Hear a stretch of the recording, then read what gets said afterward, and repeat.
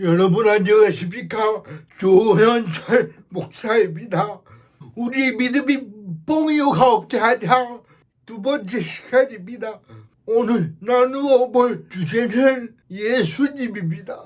여러분 먼저 이 사진이 누구라고 생각하십니까?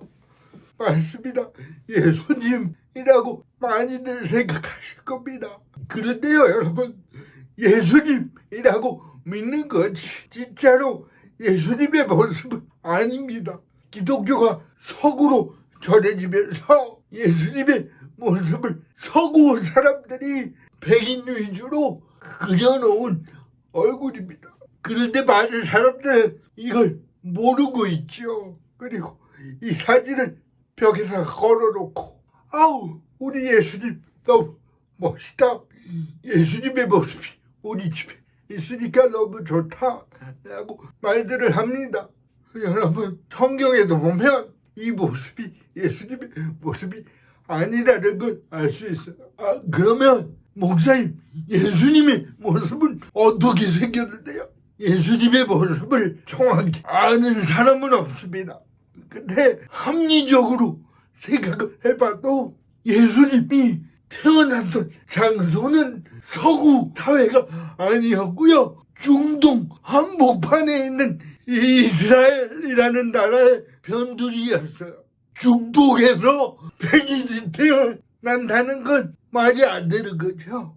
머리는 곱슬곱슬한 머리였을 것이고요. 예수님의 피부도 아마 까무잡잡하셨을 거예요. 목사님 그럼 예수님이 못생기셨는데요? 맞아요. 성경에도 나와 있어요. 예수님이 로마 병정에게 잡혀가는 장면에 보면 제자들 사이에 있는 예수님을 찾지 못했다라고 나와 있어요. 그러니까 성경대로 얘기하자면 베드로 같은 제자의 얼굴이나 예수님 얼굴이나 별반 다른 게 없었다는 걸 보여주고 있는 거예요. 이런 얘기를 들으면 아마 위로가 되는 분들도 있을 거예요. 예수님이 잘생긴 얼굴이 아니었대. 성경에 나타난 예수님의 모습을 보면 정말 평범한 한 사람의 중동 청년이었을 거라는 거죠. 외모조차도 빼어나지 않은 그런 한 사람의 중동 청년이었을 거예요. 오늘 사도신경 두 번째 부분을 묵상하면서 저는 질문을 던지고 싶어요. 예수님을 안 믿는 사람들의 입장에서 보면 한 사람의 중동 청년이 하나님의 말씀을 3년 정도 전하다가 2000여 년 전에 이렇게 살다 간 중동 청년 예수가 어떻게 오늘 두 번째 부분에 있는 고백처럼 하나님의 외아들 우리 주 예수 그리스도를 믿사오며 라고 고백할 수가 있냐는 거죠. 여러분의 믿음으로 고백할 만큼 우리 주, 즉 대주 예수 그리스도, 즉 구원주라고 믿어지느냐는 거예요. 여러분 어떻게 믿고 계십니까? 혹시 여러분 믿는다고 말은 하지만 내 마음에서 믿어지지 않는 상황 가운데 있지는 않으십니까? 여러분 이것이 너무 중요합니다.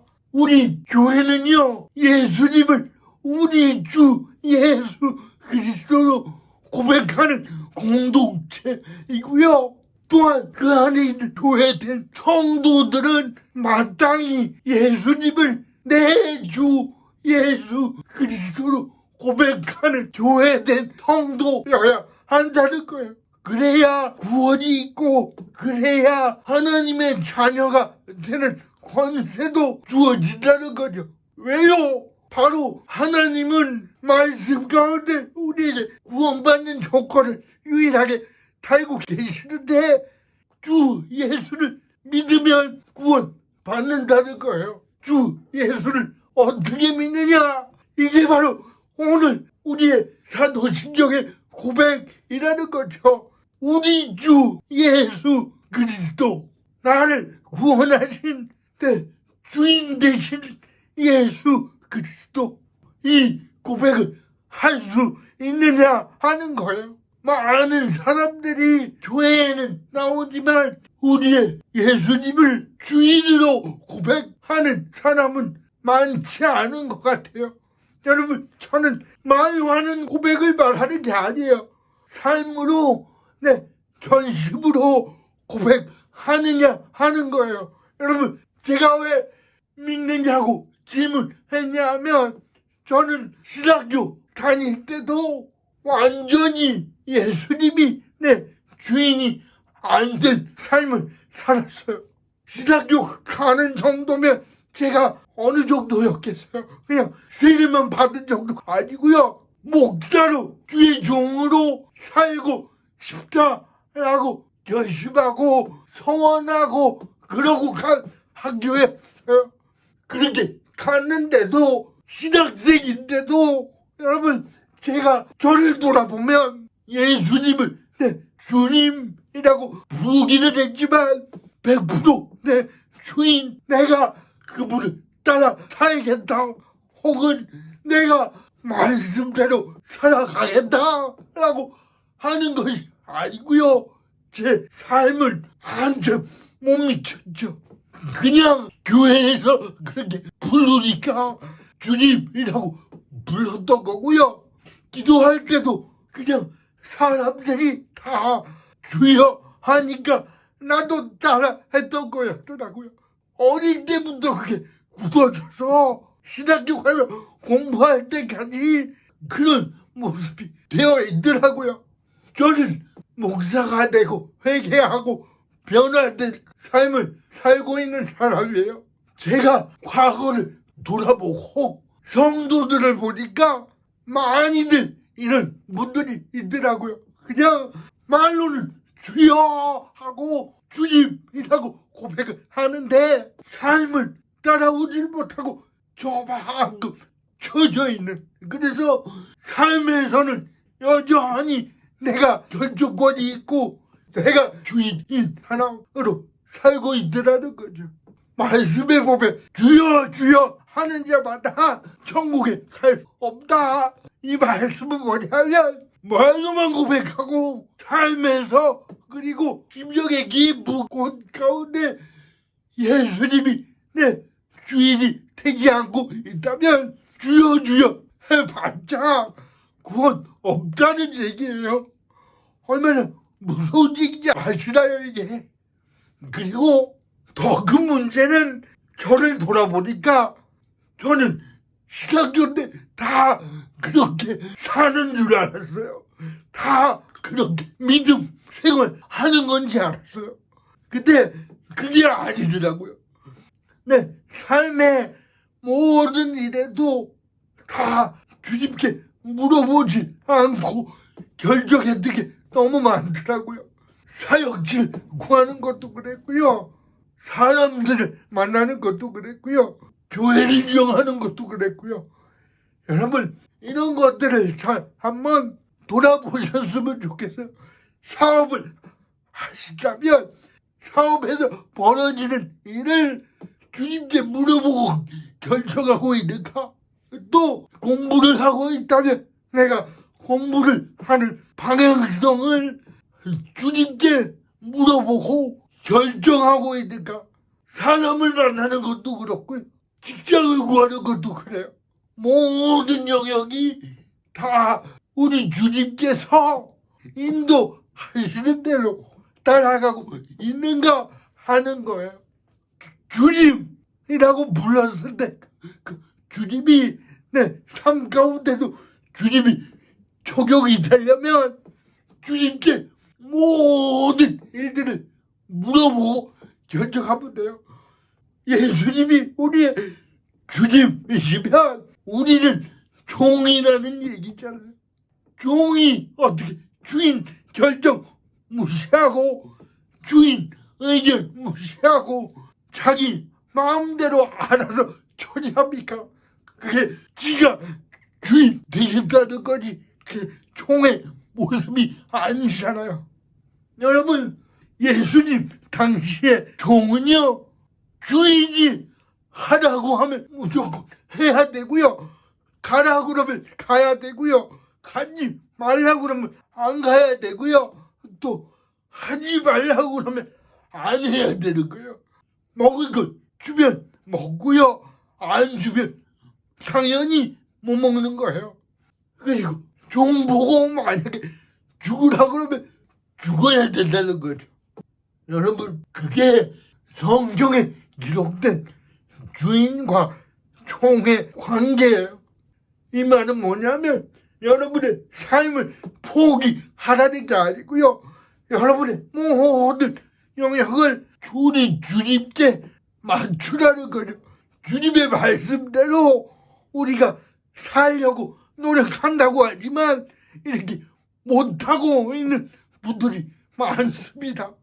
주님께 하나하나 모든 일들을 다 기도하면서 묵상하면서 물어보며 간다면 그것이 바로 예수님이 주인된 삶을 사는 구원받은 백성의 모습이 아닐까 저는 생각합니다.